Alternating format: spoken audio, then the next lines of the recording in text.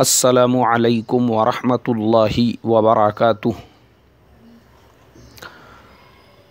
मोहतरम भाइयों, बुजुर्गों, दोस्तों, ये हमारा इस्लाह मुआशरा का 673वां सबक है। मोहतरम बुजुर्गों, अखलाक और किरदार, ये दो ऐसी सिफ़ात है, मैं समझता हूँ आज इन्हीं दो सिफ़ात के कमी की वजह से खुसूसन इस मुल्क के अंदर मुसलमान तनज़्ज़ुल का शिकार है। और क्या बात थी कि जब हज़रत ख्वाजा मोइनुद्दीन चिश्ती रहमतुल्लाह अलैह, हज़रत ख्वाजा निज़ामुद्दीन औलिया रहमतुल्लाह अलैह, हज़रत फ़रीदुद्दीन शकरगंज रहमतुल्लाह अलैह, हज़रत कुतुबुद्दीन बख्तियार काकी रहमतुल्लाह अलैह और भी बहुत सारे औलिया अल्लाह जो इस मुल्क में आराम कर रहे हैं, दुनिया से जाकर सैकड़ों साल हो चुके हैं, उसके बावजूद सिर्फ़ इस मुल्क के मुसलमान नहीं बल्कि इस मुल्क के हर मज़हब, हर धर्म के लोग आज भी उनके मुरीद, आज भी उनके अक़ीदतमंद बने हुए हैं। जहाँ ज़िंदे मुसलमानों से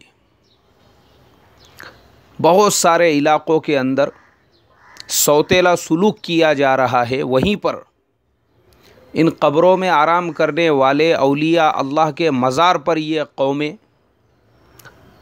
चप्पल और जूते आधा किलोमीटर दूर छोड़कर जाना उनका अदब और उनका एहतराम समझती है। सिर्फ़ इसकी एक ही वजह है मोहतरम बुजुर्गों के अखलाक और किरदार जो आज के मुसलमानों में से ख़त्म हो चुका है। हमारे ये बुजुर्गान दीन, ये औलिया अल्लाह उसी अखलाक और उसी किरदार के एकदम आला सतह पर बैठे हुए थे और उन्होंने अपना जो मकाम, अपना जो मर्तबा बनाया था वो अपने अखलाक, अपने किरदार के ज़रिए से हर कौम को, हर समाज को, हर ज़ात को, हर बिरादरी को, हर नज़रिए के इंसान को अपने सीने से लगाया और हर एक को अपना समझ के जब लेकर चले तो इस मुल्क के अंदर ईमान और इस्लाम की ऐसी बादे बहारी चला दी कि हज़रत ख्वाजा मोइनुद्दीन चिश्ती रहमतुल्लाह अलैह अजमेर से लेकर ढाका तक का जो सफ़र किया तो 90 लाख लोग आपके हाथ पर मुसलमान हो गए, मुशर्रफ भी इस्लाम हो गए। क्यों? आपके चेहरे को देखकर, आपके अखलाक को देखकर, आपके किरदार को देखकर। और आज मुसलमानों में मोहतरम बुजुर्गों, आप देखना कपड़े तो ऐसे आए हुए हैं, मैं देखता हूँ लोगों के कपड़े, ज़ाहिरी जो शोरूम है सफ़ेद वाइट कड़क इस्तरी किए हुए, टोपियाँ इंडोनेशिया मलेशिया की आ गई, आजकल इंडिया में ट्रेंड चल रहा है टोपियाँ, लोगों को इंडियन पसंद नहीं आ रही है, वो भी भारी भारी। किसी की 300 की टोपी है तो पता चला किसी की 800 की टोपी है तो किसी की 1500 की टोपी है।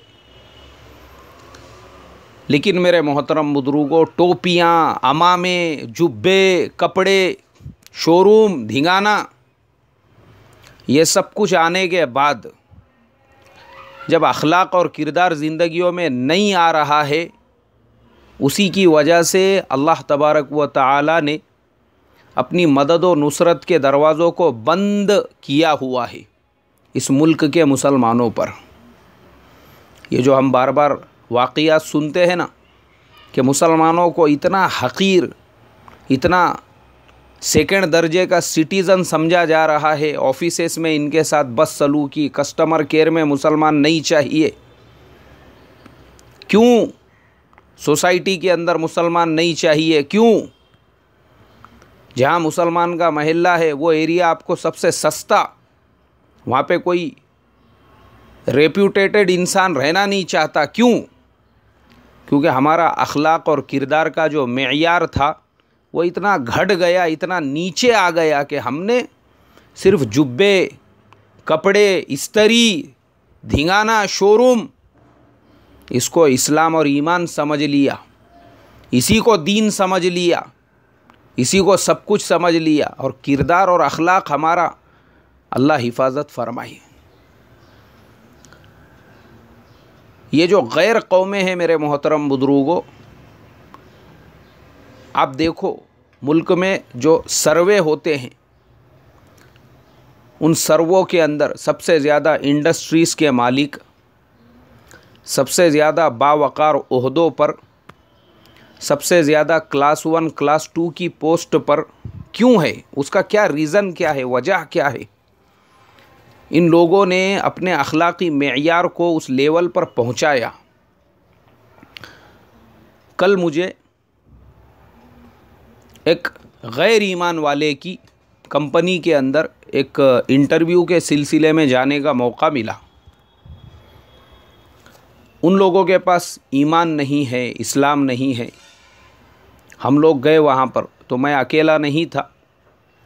तकरीबन मैंने देखा वहाँ अलग पोजीशन के लिए एक 70 से 80 लोग बैठे हुए हैं। जैसे ही मैं रिसेप्शन पर पहुँचा, उन्होंने मुझे एक टोकन नंबर दिए। उनका एक आदमी कुर्सी पे लेकर गया, मैं वहाँ पे बैठ गया। फिर एक आदमी पानी लेकर आया पीने के लिए। मैं सोचने लगा, ए अल्लाह, मैं यहाँ पर अपनी ज़रूरत लेकर आया हूँ, मैं इनको कुछ देने के लिए नहीं आया हूँ जो ये मेरा इतना इकराम कर रहे हैं। और उसके बाद में वक्त हो गया दोपहर के खाने का। उन्होंने ऐलान किया, कहा कि देखो अभी लंच ब्रेक है, आगे की जो प्रोसेसिंग है वो इसके बाद होगी। लेकिन उसके पहले उन्होंने हम तमाम लोगों को तकरीबन 150 रुपये का एक एक टोकन दिया।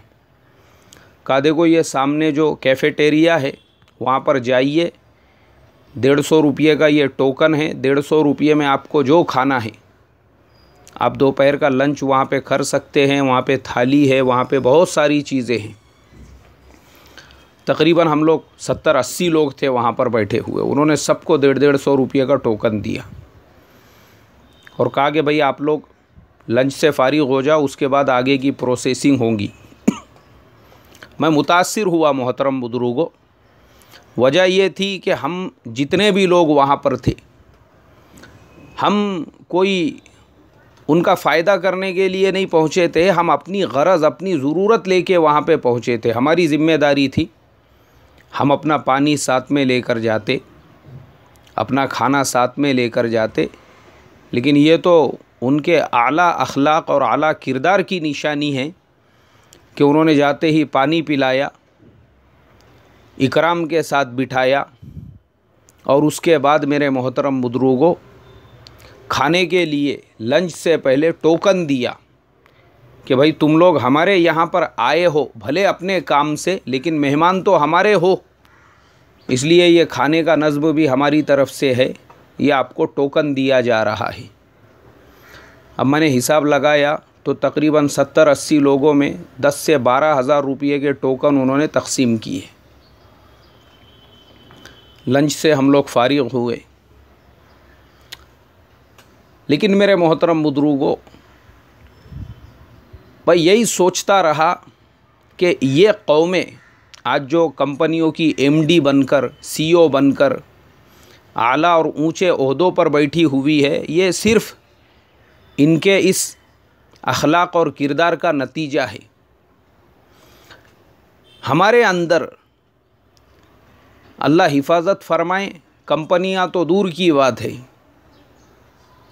हमारे ऑर्गेनाइजेशन तो दूर की बात है, हमारे इंस्टीट्यूट्स और हमारे इदारे तो दूर की बात है। मैंने देखा हूँ हमारे मस्जिदों में भी ये अखलाक नहीं है।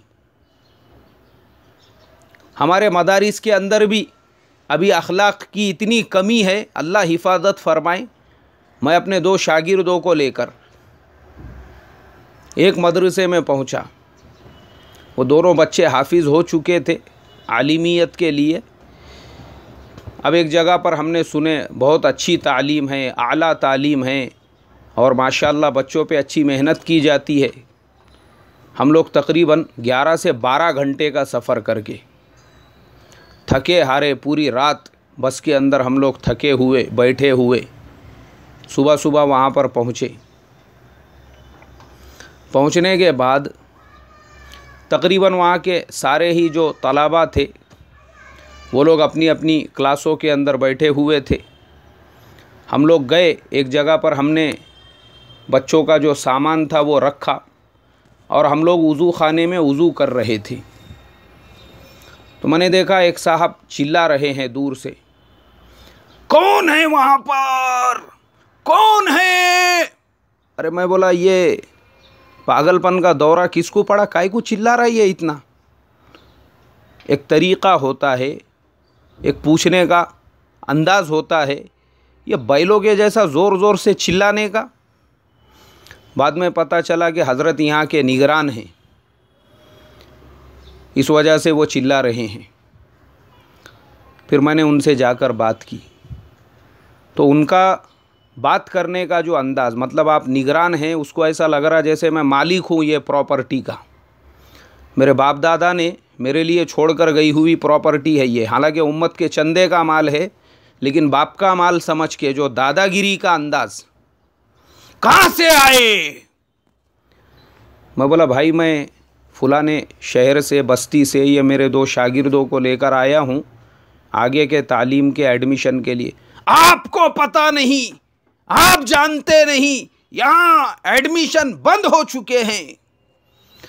मैं बोला हाँ मैंने टीवी के ऊपर एडवर्टाइजमेंट देखा था तुम्हारा, मैं आलिमुल गैब हूँ। मैं बोला मुझे पता चलेगा पहले से आपके यहाँ एडमिशन बंद हो चुके हैं, नहीं हुए हैं। अरे मैं अभी अभी आया हूँ, वज़ू करके ज़रा हम लोग तहियतुल वज़ू तहियतुल मस्जिद की नमाज़ पढ़ेंगे, उसके बाद जब दफ्तर में ऑफिस में जाएंगे तो ख़ुद पता चलेगा ना, क्या पहले से ही? मैंने कहा ठीक है, आए वैसा मोहतमिम साहब को तो मिल लेंगे। मोहतरम बुज़ुर्गों, ये अखलाक है हमारे। बच्चों का सामान एक जगह रख कर पता चला कि मोहतमिम साहब फुलानी जगह पे बैठे हुए हैं, पढ़ा नहीं रहे हैं बच्चों वगैरह को, बैठे हुए हैं ऐसे ही कुछ असातिज़ा को लेकर। गए हम लोग वहाँ पर।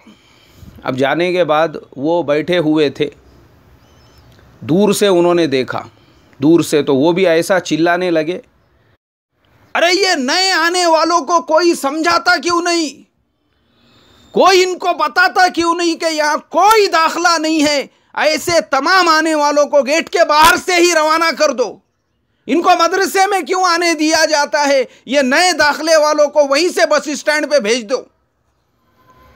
मैंने कहा अरे अल्लाह, मैंने सुना था ये हज़रत बुखारी शरीफ भी पढ़ाते हैं, साथ में बड़ी बड़ी किताबें भी पढ़ाते हैं, मदरसे के मोहतमिम भी है, ये अखलाक है। मैंने कहा इनके बुखारी शरीफ में यही हदीसें है कि अल्लाह के नबी सल्लल्लाहु अलैहि वसल्लम से मदीना में जो लोग मुलाकात और मिलने के लिए आते थे उनके साथ ये सुलूक किया जाता था।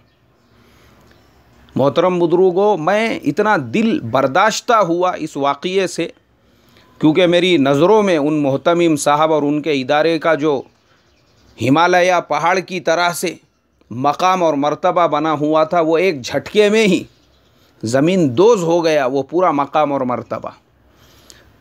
मैंने अपने तलबा से कहा, मैंने कहा भाई अपना सामान लो, इनको ऐसा लग रहा है जैसे अपन कोई फ़कीर भिखारी चंदा मांगने के लिए, खैरात मांगने के लिए इनके यहाँ पे आए हुए हैं।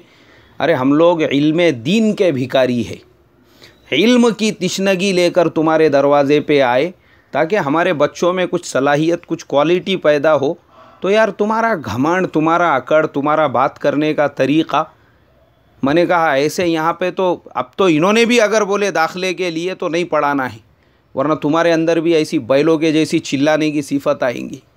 और उसके बाद मैंने उनको एक करीब के दूसरे मदरसे में ले जाकर उनका दाखिला कराया। ये अखलाक़ मोहतरम बुज़ुर्गों हमारे, मैं बता रहा हूँ, हमारे इदारे कॉलेज यूनिवर्सिटीज़ नहीं, मैं आपको एक मदरसे की मिसाल देकर, बहुत कमी है हमारे अंदर, बहुत कमी। अल्लाह हिफाजत फरमाए। ये जितना भी बिगाड़ है, हमारे मस्जिदों का बिगाड़, हमारे दीनी तहरीकों का बिगाड़, हमारे तंजीमों का बिगाड़, हमारे आपस का बिगाड़, ये सारे बिगाड़ों की जड़ और बुनियाद सिर्फ़ और सिर्फ़ हमारी बद अखलाक़ियाँ और हमारी बद किरदारियाँ हैं।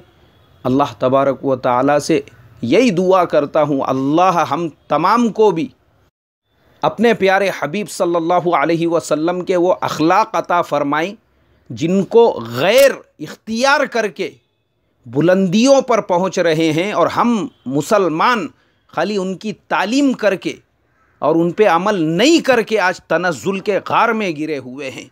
अस्सलामु अलैकुम व रहमतुल्लाहि व बरकातुहू।